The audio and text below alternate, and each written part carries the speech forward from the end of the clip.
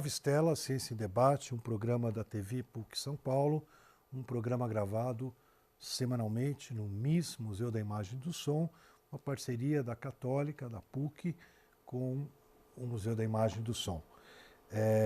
Estamos na nova série do Nova Estela. Nova Estela já tem 10 anos de carreira e a gente começou há pouco tempo uma série exclusiva para autores, editores, enfim. Eu, como comandante aqui do Nova Estela, assumi a editora da PUC, então tenho agora que prestigiar essa nova área, não apenas da história da ciência e a ciência. E a gente tem hoje a honra aqui de receber novamente, né, já é um habitué do Nova Estela e habitué do MIS também, né, então estamos tudo entrelaçado, né, Renato? O Renato Mezan, professor da PUC, professor titular, né, formado doutor em filosofia pela USP, com Marilena Chauí, né, também. Sim. Também. Tem publicado muito, 66 artigos em periódicos especializados, 48 capítulos em livros, 13 livros, enfim, ganhou o Prêmio Jabuti, né, e orientou muitos mestrandos, muitos doutorandos e pós-docs, e tem aqui agora, com essa publicação, Sociedade, Cultura e Psicanálise, uma obra que é uma coletânea, né, de vários ensaios do Renato sobre temas muito variados.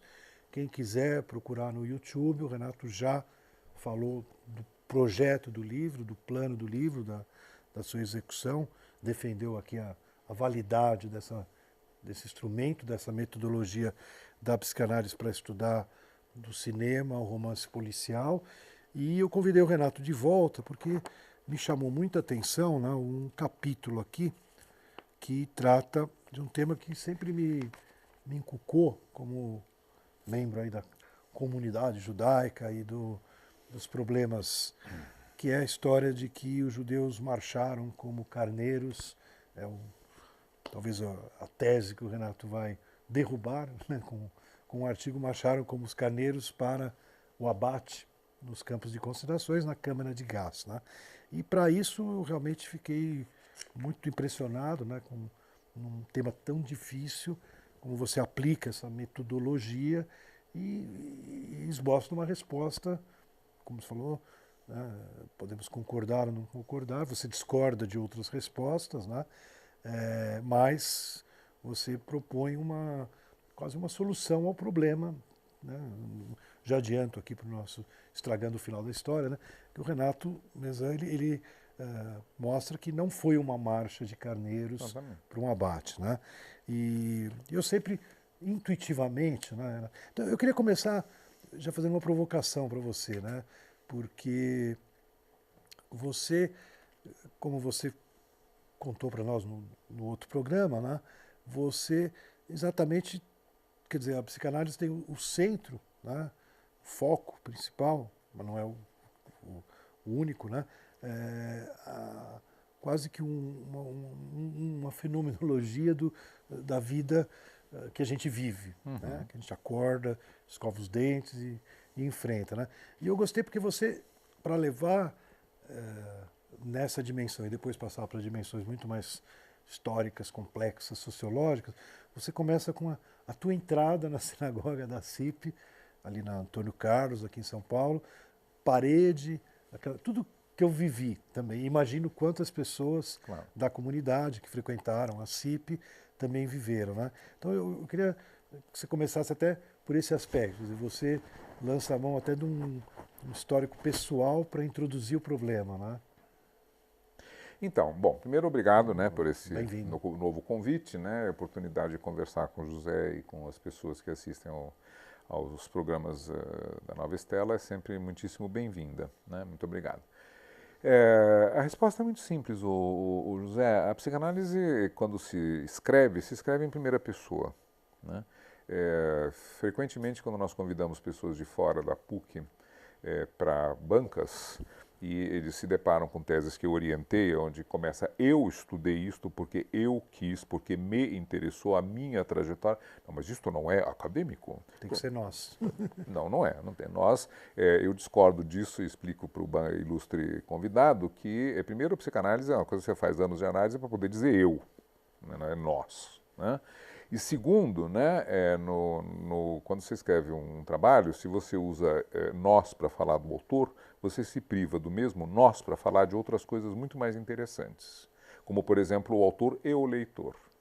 Ou então o autor e os seus colegas de profissão, nós, os psicanalistas, né? Nós, você e eu que estamos aqui conversando por meio do programa do Nova Estela, né? Temos uma dificuldade. Você se priva de cooptar, de seduzir o leitor para o teu lado, dizendo, olha, estamos juntos nessa, fazendo uma pesquisa em comum, né? Eu estou... Bom, então, isso é um ponto. Segundo, porque, como sempre, tem o predecessor ilustre, né? O tio Zig, né? Mund Freud, né?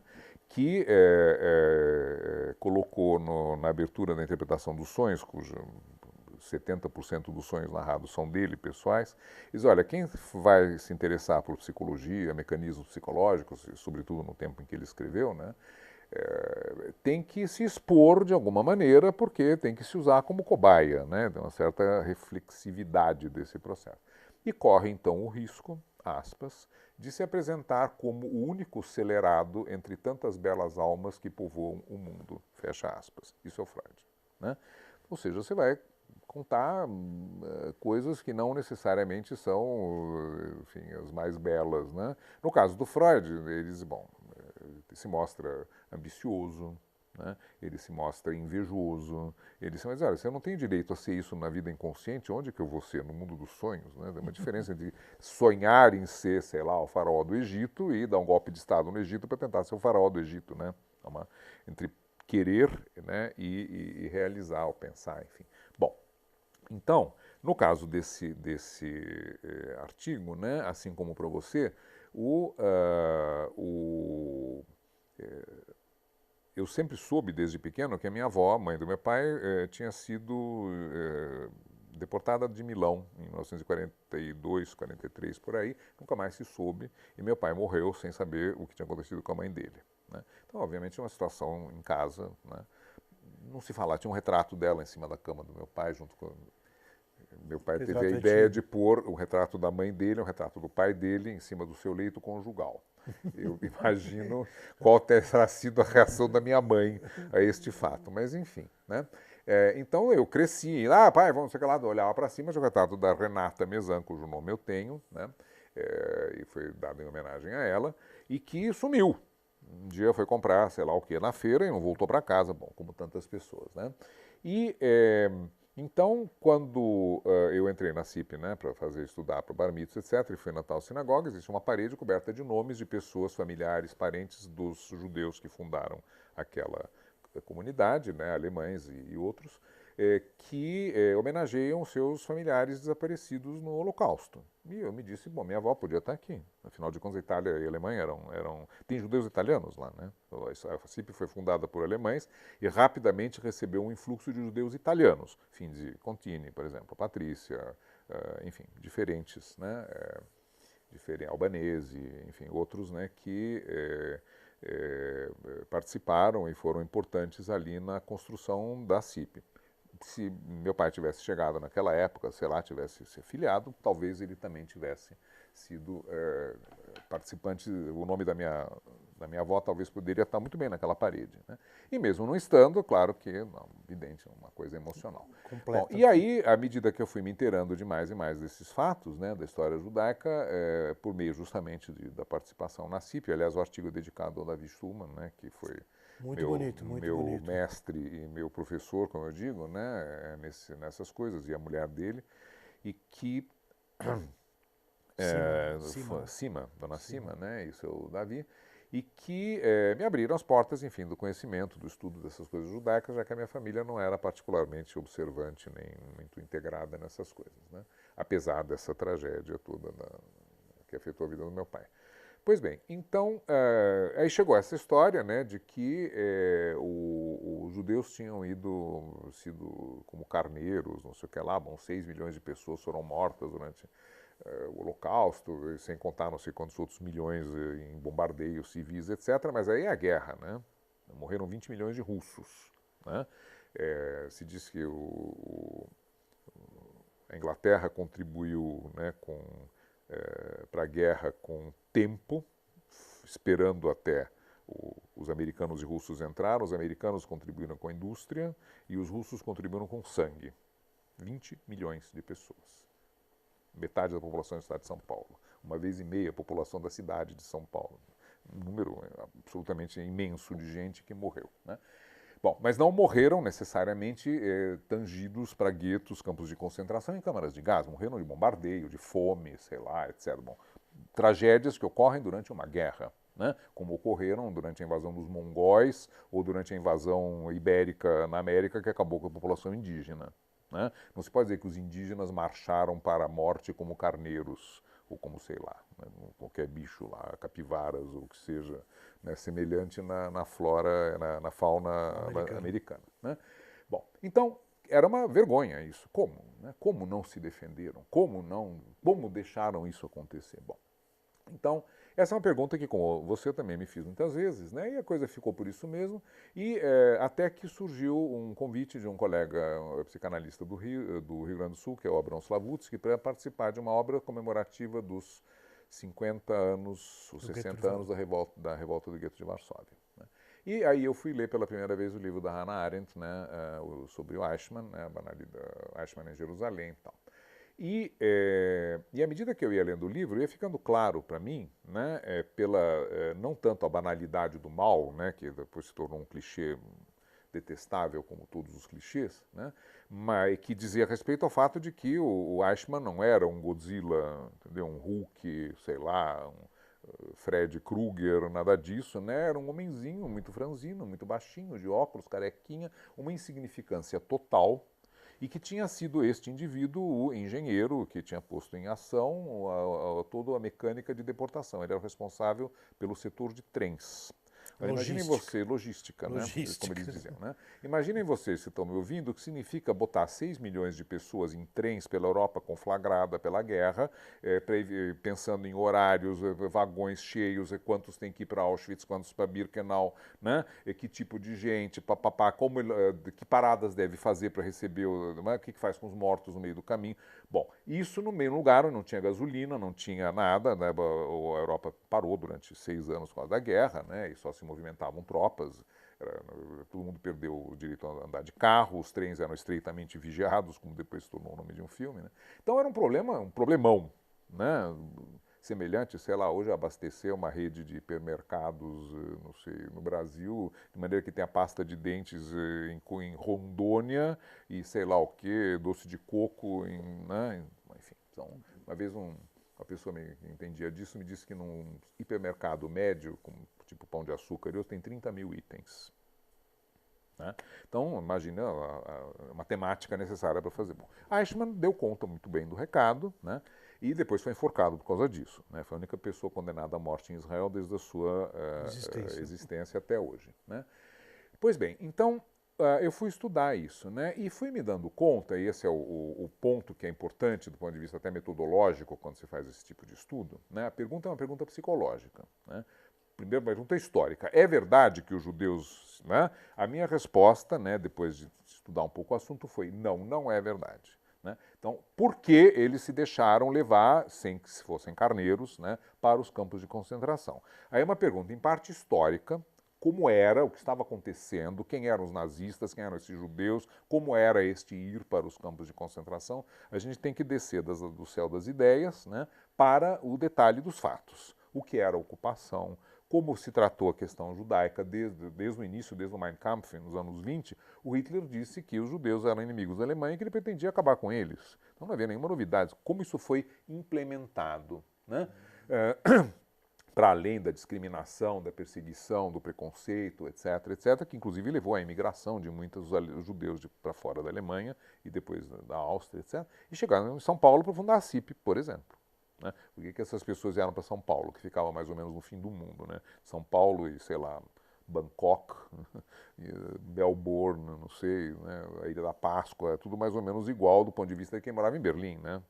É uma cidade, uma capital europeia de primeira importância, e São Paulo é um vilarejo perdido no meio dos matagais do Planalto. Né? Meus pais são de Novo Horizonte e Araçatuba. Pois é.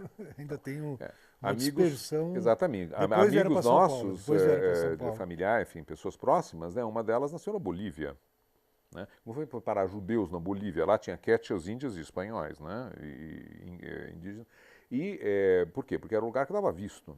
Então, uma Nazagerte Saruê, que é a mãe dessa pessoa, né, uma artista plástica conhecida, nascida em Viena, foi parar em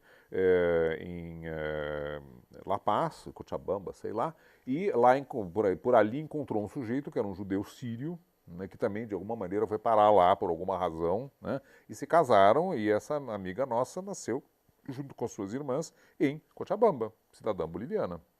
Bom, né? Então, para além disso, essas pessoas ainda conseguiram escapar. Minha avó não, né? E outros também não.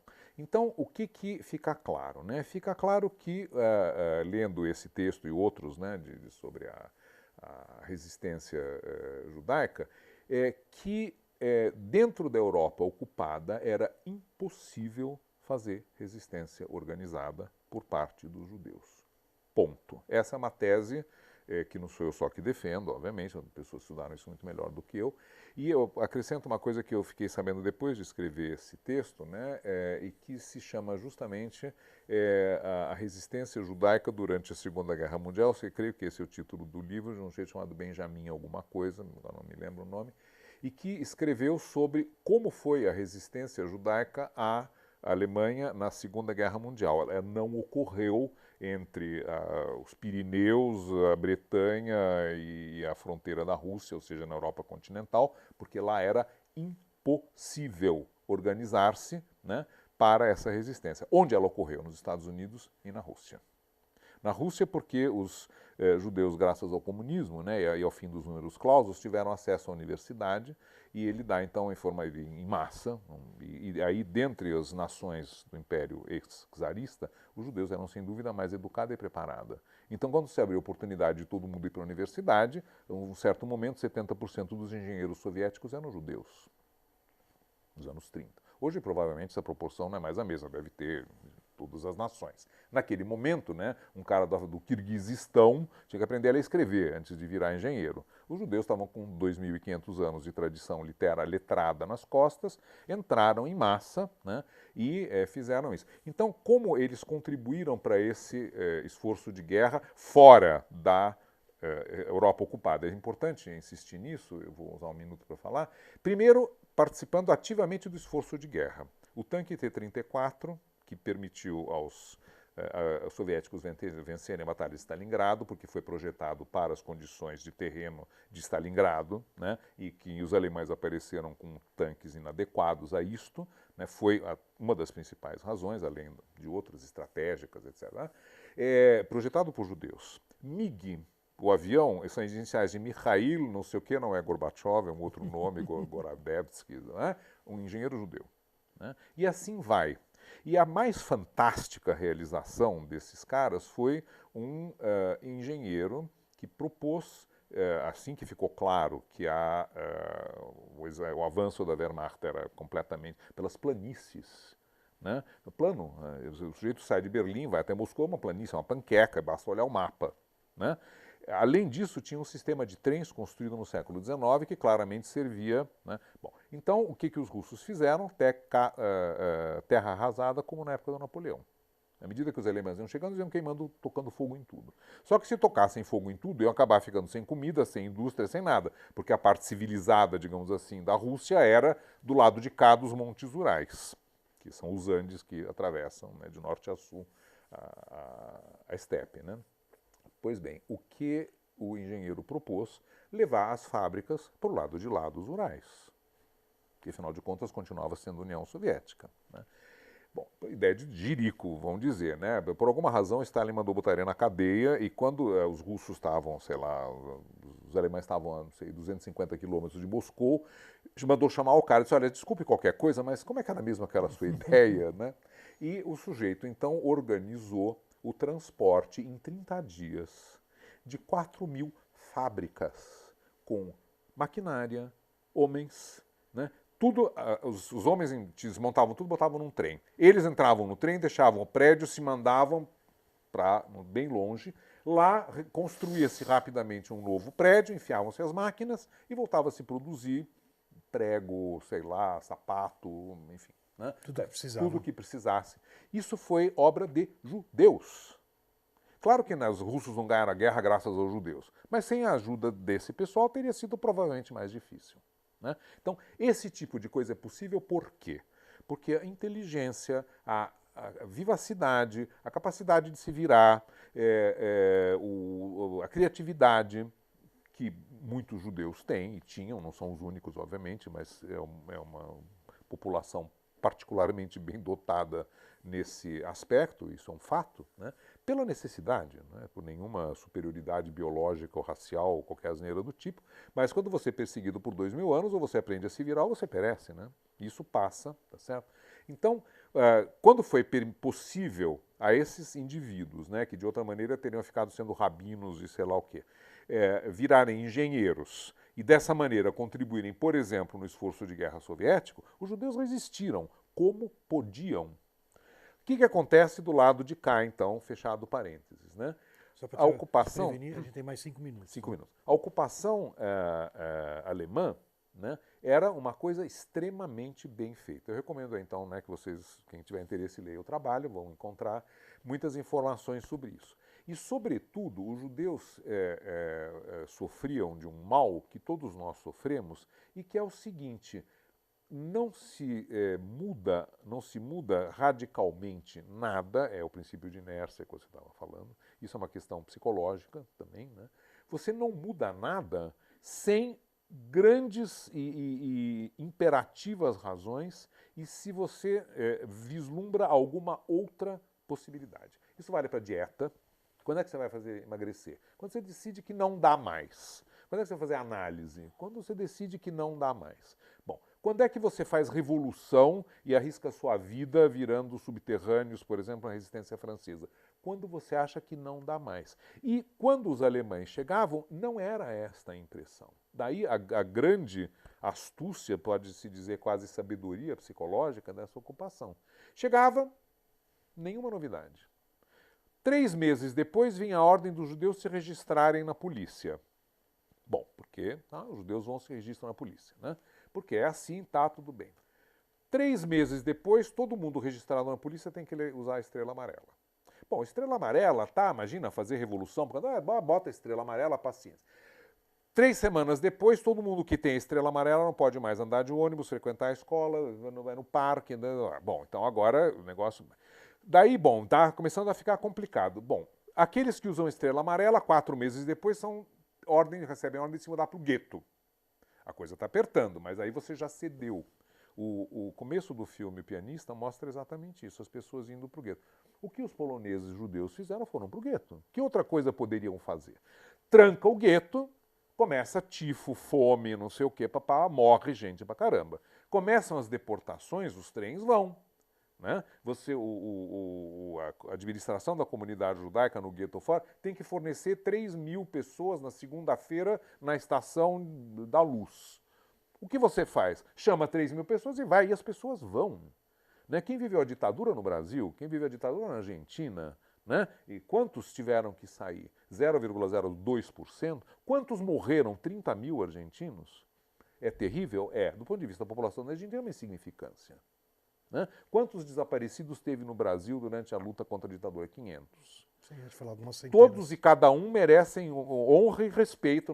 Longe de mim execrar a memória dessas pessoas ou conspurcá-la. Do ponto de vista da população, todo mundo ficou em casa. Milagre econômico, vamos para frente, Brasil. Então, nós não temos nenhum direito, porque nós aceitamos de maneira absolutamente natural e humana que o governo é legítimo. Porque é governo, porque é autoridade, é quem mantém a sociedade funcionando. Não me agrada, eu posso reclamar, assinar opinião, pichar o muro, virar guerrilheiro, mas a população em geral não vai se revoltar de maneira sistemática, a não ser que haja possibilidade disso acontecer. E os judeus eram pacíficos, não estavam organizados para serem como chamam, um partido clandestino. Quem fez isso na Europa foram aqueles que estavam organizados para mergulhar na clandestinidade do dia para a noite. Chamava-se os partidos comunistas.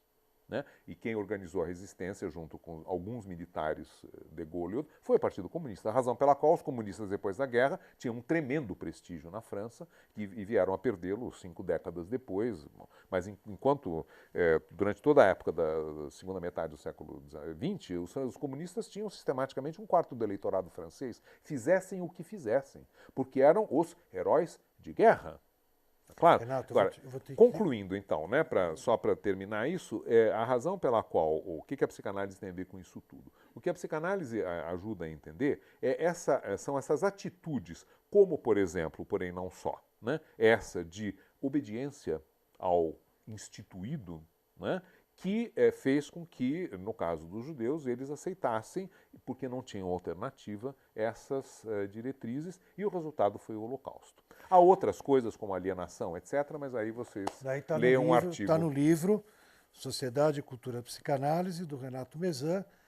Nova Stella Ex Libris se despede, esperando ter o telespectador conosco na próxima semana.